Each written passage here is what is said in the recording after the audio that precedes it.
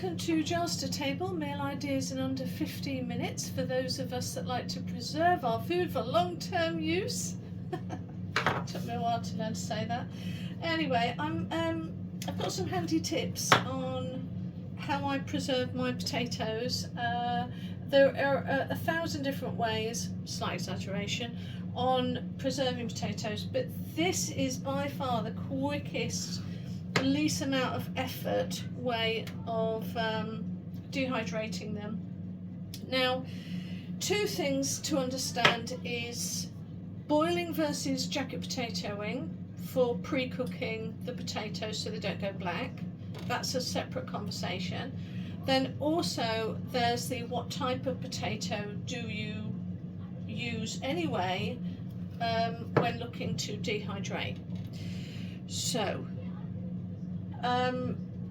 when I make potatoes, when I dehydrate scallop potatoes, for instance, that's what we're doing here. I've nearly finished actually. I do both.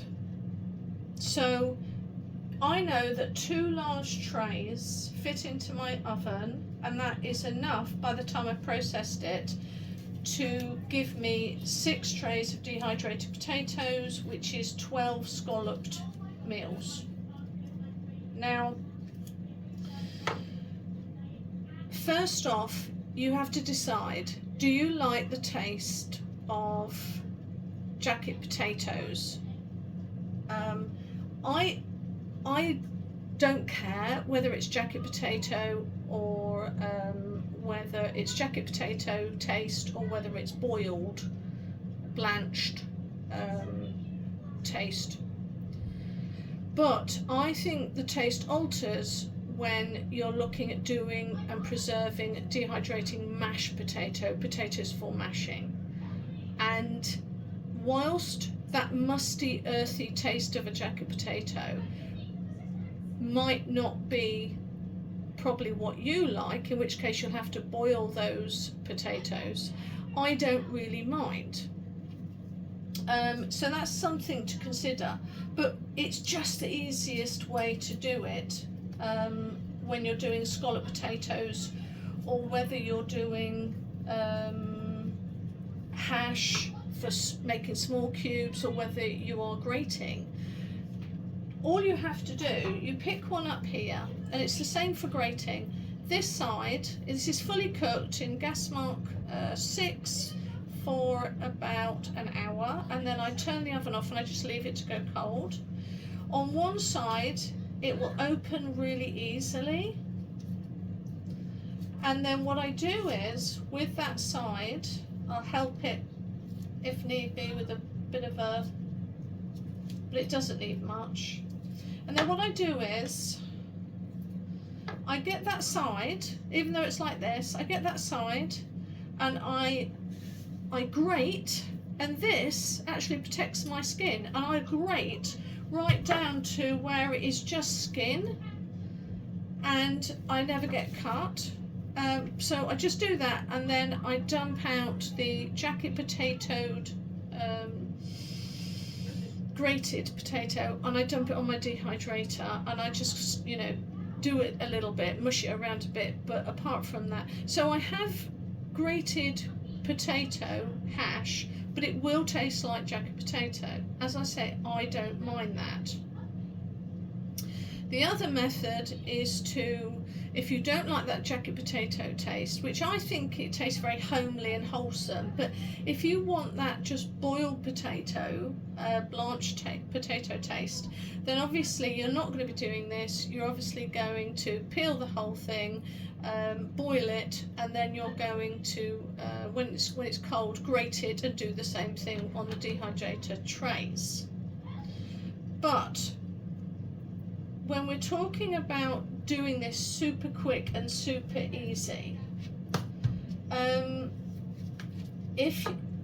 so for me, I'm about to buy 2 25 kilogram potato sacks, and I'm going to be using fluffy, floury potatoes, specifically just for mashed potato. because I know that waxy potatoes do not mash. And what I'm finding in the community is that people are trying to can fluffy potatoes and then wondering why their potatoes are disintegrated partially in the jars. And then there are those that are trying to make mashed potato from dehydrated potatoes using using waxy potatoes. So you've got to swap it around. Only buy waxy potatoes, which these are. They hold their shape. You can boil it, fry it, do whatever the heck you want with it. It will hold its shape. Those are the types that you want to can. Also, they are the type that you want to, if for me, I have no problem at all in using them for hash.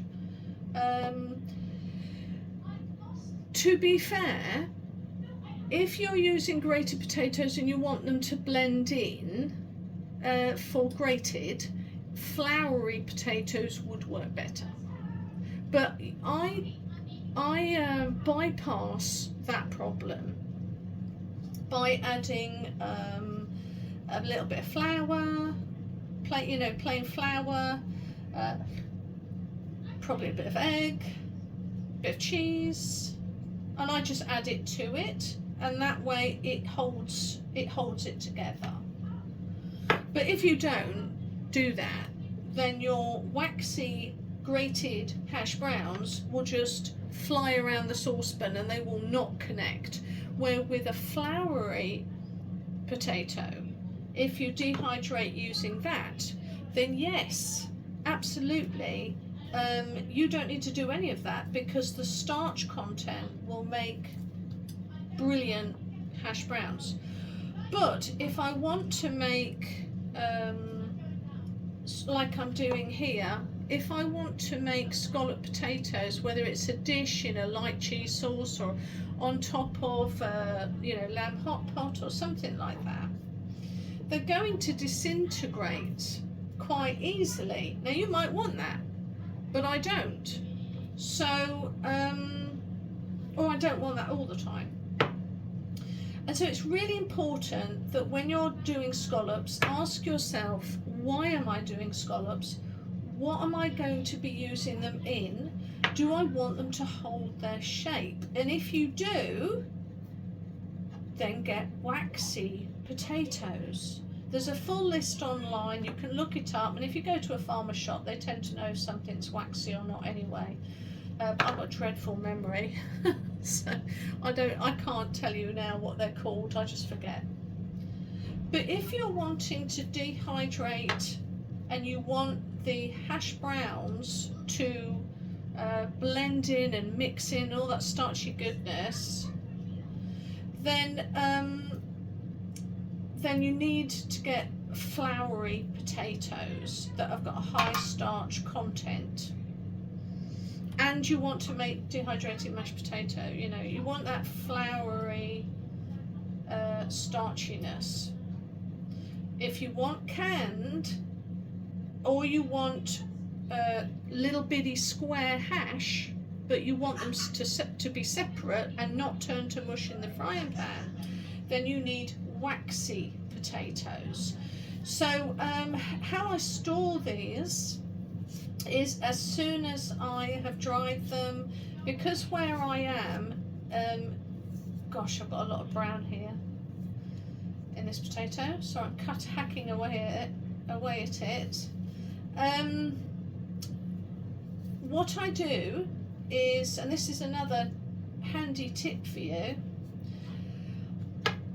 I put them in, I let them dry, but not too long. I have to put them in an airtight container to dry, but I can't do it for too long because I live in a very damp climate. So actually, as soon as they're cold, and I absolutely 100% know that they are dehydrated properly, I put them straight into vacuum sealed bags. But here's the tip. I always retain my vacuum sealed bag, so once I open it up, I don't throw it away. I keep it so that I can put my scallop potatoes inside, because these suckers dried will pierce any of your vacuum sealer bags because they're just so sharp. And so that little bit of an old bag really helps to it might pierce the first bag, but generally it won't pierce the second. And that is what I do. So I've just finished now. I've got six trays, 12 meals, and I've done 3 sacks, so I've got another 3 to go, of which 2 sacks I'm going to preserve. That I'm going to get 2 that are floury. The 4 were waxy, but the 2 that are floury I'm only going to do for those mashed potato and grated, I'm only going to grate them, because I'm only interested in having long-term dehydrated mashed potato, because it's the one thing we really missed last year. I didn't do it. I should have done it. I didn't do it, and we were craving mashed potato like anything. Right, okay, that's me over and done with. Hope you found some of that useful, and see you next video. Bye.